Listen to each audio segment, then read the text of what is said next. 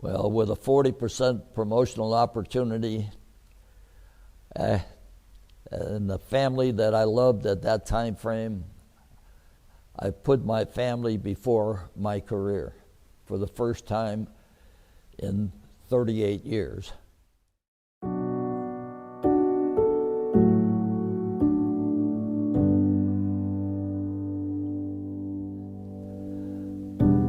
To go back to what can kill you as an officer in the Navy.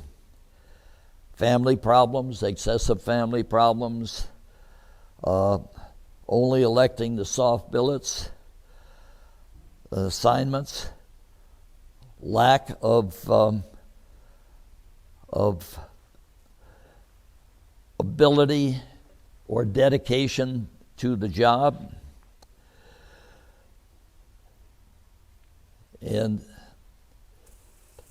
just growing older and tired. One of my last assignments, in order to make captain and advance from commander to captain and maintain my eligibility, they gave me a choice. I could repeat one of my previous billets, or I could go back to sea on a staff and float around on a staff from one ship to the other, doing inspections and so forth, and be an errand boy for the Admiral and whatever he needed to look into, and which would involve forgetting who your friends are because you might have to put them on a report. Or they gave me another billet. They said the F-18 was going to be introduced to the Navy, and you have previous introduction in the Air Force and signed for the first F-111s off the assembly line for the Air Force. So we want you to be the wing maintenance officer in Lemoore, California. Well, Lemoore is now several hundred miles north of where I'm living in San Diego, and it would have meant moving everybody out of high school up to Lemoore. My wife would have had to quit her job, and I had to make a decision. If I take that job, I punch my ticket for the captain slot. Now I have a decision to make. Only 40% of us as commanders are going to make captain, because the pyramid gets pretty steep at the top. Do I want to make captain and devote more time to the Navy and move up there? And if I move up there and I'm working for somebody that I may disagree with, and tell them we're not going to be able to maintain airplanes because we don't have money, or we don't have the proper equipment, or the factory isn't supporting me enough, all of the various things that could go wrong, and risk getting a bad fitness report or failing in my job? Or do I want to take a safe billet and go back to one of my shore duty billets right in San Diego so I can be right with the family? Well, with a 40% promotional opportunity, and the family that I loved at that time frame, I put my family before my career for the first time in 38 years, and decided I'm staying with the family. And if I'm extremely lucky, I might make captain. But then when I make captain, what's going to happen? I'm going to have to go to the Ivory Palace in Washington and move my family again, or be without them. Or I'm going to have to be on a staff and float out and maybe get assigned some overseas billet someplace. And there again, I had to make that decision. And I selected my family. Consequently, I got passed over, and when you get passed over the second time, it's a mandatory automatic retirement. So I left the Navy as a full commander. And as I said, it was my decision for 38 years as to what I wanted to do and what I wanted to accomplish. Every dedicated military man, when he goes in, has to make his mind up. Is it a career? Is it just to obtain certain knowledge so I can get out and go to work for some company? Or is it some aircraft plant that I want to be able to go to and get a job there? Or do I want to get a job as a postmaster after I retire as an enlisted guy? And as a working for the post office, you have to give, you're a double dipper, so you would have to give each dollar that you made for $3 of wages at the post office, you had to give $1 back because you were a double dipper working for the government. So all of these decisions, look ahead. Think of what your future is going to be. Family, Navy, dedication, or early retirement. Spend 4 years in, be eligible for VA credits and so forth.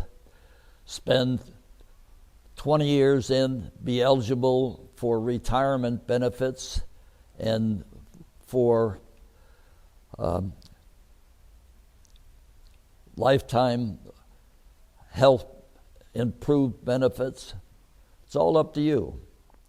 Life changes as you progress, so you have to rethink each step of the way.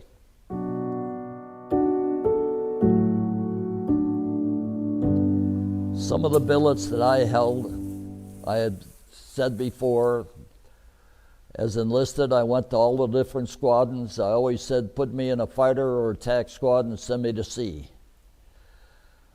Then that allowed me to spend all 8 years of the Vietnam War pretty much in a squadron deployed, or at a very short shore duty billet back in the States, prepping up to go back to sea again.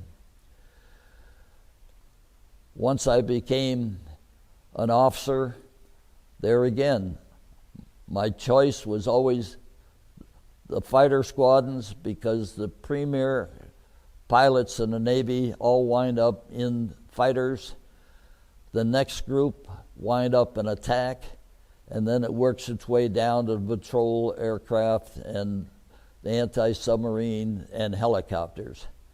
So if you really want to press a career, you do your best when you go through Pensacola, or if you're non-aviation, you go through the surface Navy, and you do a lot of what the pilots do, learning ships.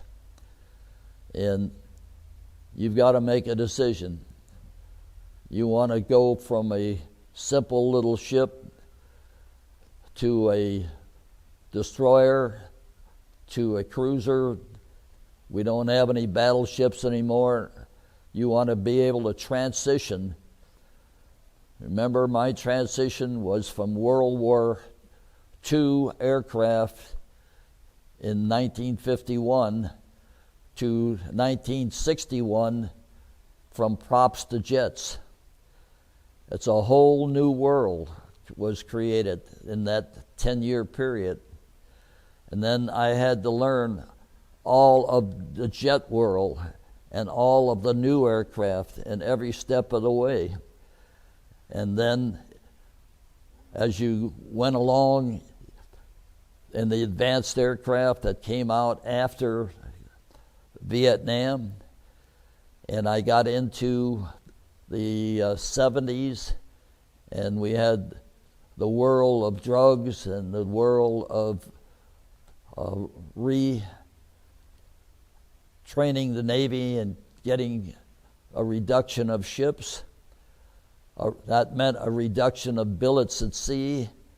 That meant a whole re-evaluating how many lieutenants, lieutenant commanders, and captains and admirals you could have. So you have to look ahead. What is going to happen? Since I retired, we transitioned from, I was fortunate to be on the USS, my Alzheimer's is cutting in, to the Enterprise, first nuclear carrier Navy. So I got to make 4 cruises on it. And I extended in the squadron, which would have only been a 3-year tour, to actually a little over 4 years, to stay in the squadron, to stay on the carrier, to make the extra deployments on a nuclear carrier. And that was a big difference. For the first time we had air conditioning. For the first time we had ice cream and fresh milk all the time, and better living quarters.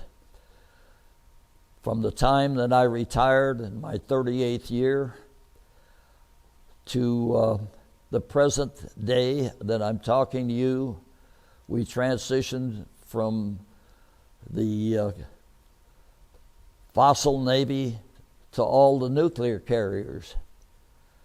It's a whole new Navy. I'm not sure that I would have qualified in today's Navy with the limited education and stuff that I had when I joined, whether I would ever even get in the Navy today. Today you've got to be a high school graduate with good high school grades to get in to understand the nuclear Navy. They didn't force 100,000 off the streets. They give you technical schools that are way beyond any technical school that I went to in the Navy. So the future is out there. Anybody that wants to make something themselves, all they have to do is join a service and tell them you love the job, do your damnedest, prove yourself, and take every bit of training they'll give you, and then make up your mind after your 4 years as to whether you're going to stay or go. To get into some of these programs, you have to enlist now for 6 years.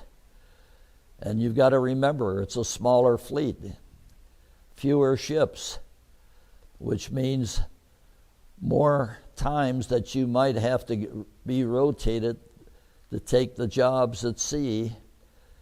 And what is your future with your family? What do you really want to do?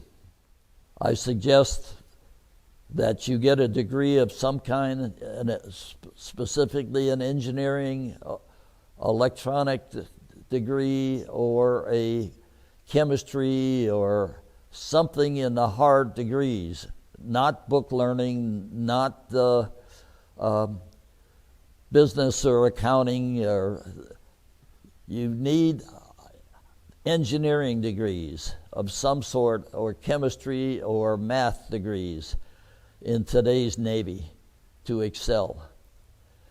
So I think I'm running out of gas here, and I've pretty much covered my history and the history of the Navy as I knew it up till I retired, and I've been retired now actually 30 years.